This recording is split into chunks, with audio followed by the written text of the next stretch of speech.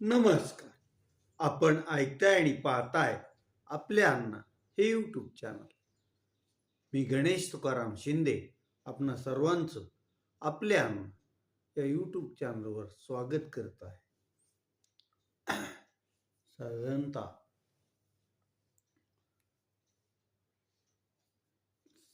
September 2024 पासून धाराशिव जिल्ह्यात बिबट्यांचा जो वावर सुरू झाला आहे तो अजूनही कायमच आहे. तसं पाहिलं तर धाराशिव जिल्ह्यात दाट जंगल नाही, सर्वत्र नाही. रामलिंग बालाघाटाच्या डोंगर रंगावर कुठं कुठं दाट जंगल आहे, पण तरीही जवळपास 20च्या वर बिबटे धाराशिव जिल्ह्यात गेल्या 1.5-2 वर्षापासून वावरत आहेत, एवढं नक्की. अगदी परवाच शुक्रवारी परंडा तालुक्यातील कपिलापूर येथे परत बिबट्याचं दर्शन झालेच. माहिती ग्रामस्थांना दिली आहे. गावातील एका शेतकऱ्याचं म्हशीचं रेडकू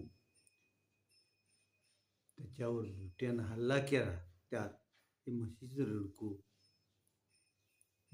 मृत्युमुखी पडलं आहे.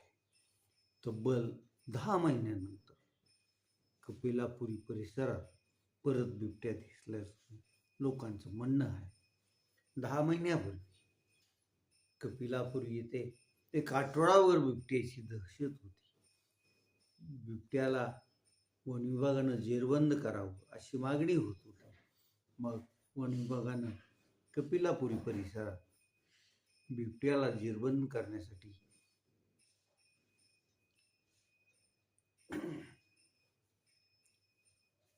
तिथं मग उपाययोजना केल्या.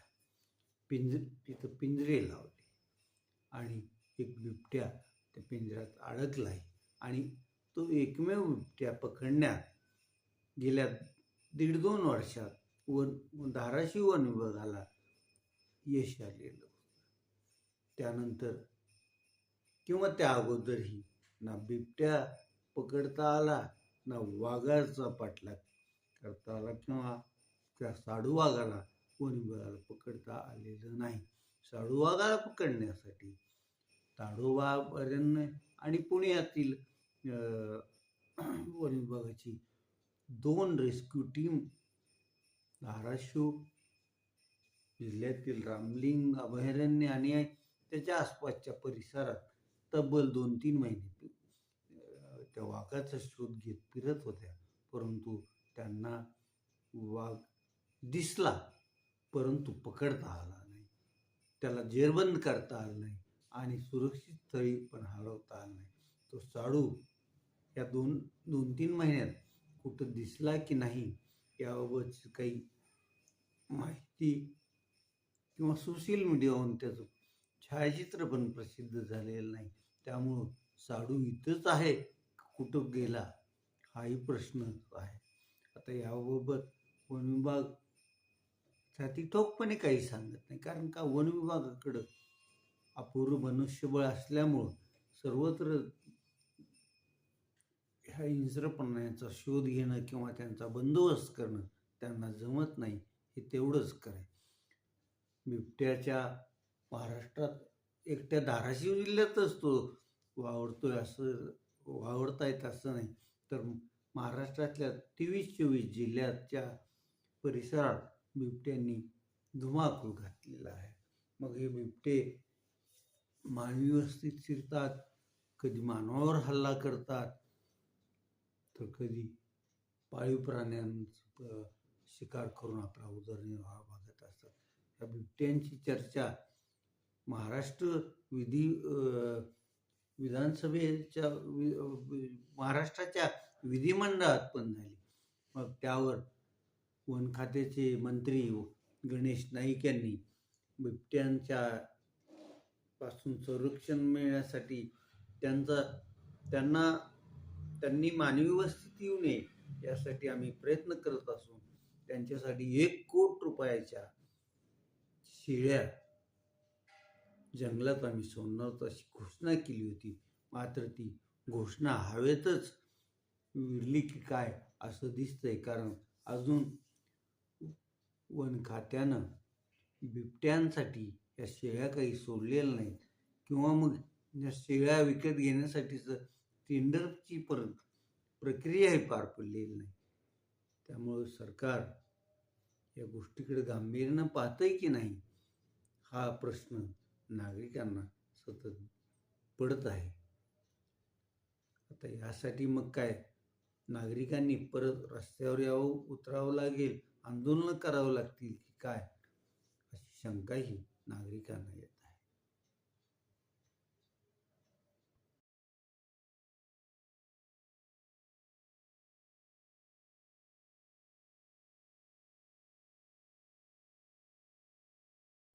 मराठी उद्योजक आता सर्वत्र आपलं नावलौकिक दाखवत असल्याचं चित्र दिसतंय. काल 10 जानेवारी रोजी धाराशिव शहरात MEE मार्फत महा एक्स्पो प्रदर्शन आयोजित करण्यात आलं. या प्रदर्शनाचं उद्घाटन रांजणी तालुका कळंब जिल्हा धाराशिव येथील एनसाई प्रकल्प या उद्योगाचे सर्वेसर्वा BB ठोंबरे यांच्या हस्ते झालं. यावेळी जमलेल्या उद्योजकांना मार्गदर्शन करताना BB ठोंबरे यांनी मराठी उद्योजकांनी आपल्या समाजाला पुढं आणण्यासाठी समाजाचं वेगळेपण ठळकपणे दिसावं यासाठी हिरिरीने पुढं यावं आणि तसे प्रयत्न करावेत असं आव्हान केलं. उद्योग कुठलाही असो तो कमी लेखू नका. त्यात आपली अंगमेहनतीनं तो कसा वाढवायचा, कुठपर्यंत आपण मजल गाठायची हे त्या उद्योजकानं ठरवलं पाहिजे, तरच तो उद्योजक यशस्वी होईल असंही BB ठोंबरे यांनी सांगितलं. या महाएक्स्पो यशस्वी होण्यासाठी MEEचे अध्यक्ष विक्रम गायकवाड, उद्योजक चित्राव गोरे आदींनी परिश्रम घेतले. या कार्यक्रमाचं सूत्रसंचालन, ज्यांचा काल वाढदिवस पण होता, असे आकाशवाणीवरील निवेदक दौलत निपाणीकर यांनी केलं. कार्यक्रमाला मोठ्या प्रमाणात गर्दी होईल. असे कार्यक्रम वारंवार व्हावेत, सर्वांना एकत्र बोलून त्यांशी संवाद साधून नवीन उद्योजकांना प्रोत्साहन देण्याचं काम व्हावं एवढीच यांच्याकडून अपेक्षा आहे.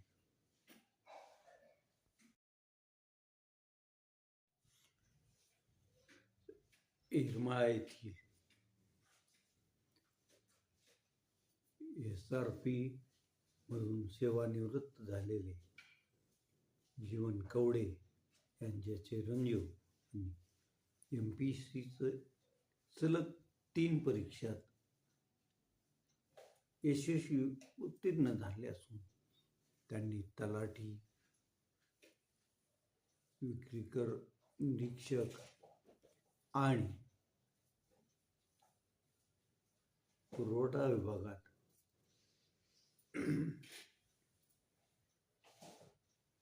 राजपत्रित अधिकारी म्हणून अशा पदाला गवसणी घातली आहे. येरमाळा येथील या सुपुत्रानं MPSCची 3 परीक्षा पास केल्यामुळे जीवन कवडे यांच्या पुत्राचं येरमाळा ग्रामपंचायतीच्या वतीनं काल सत्कार करण्यात आला.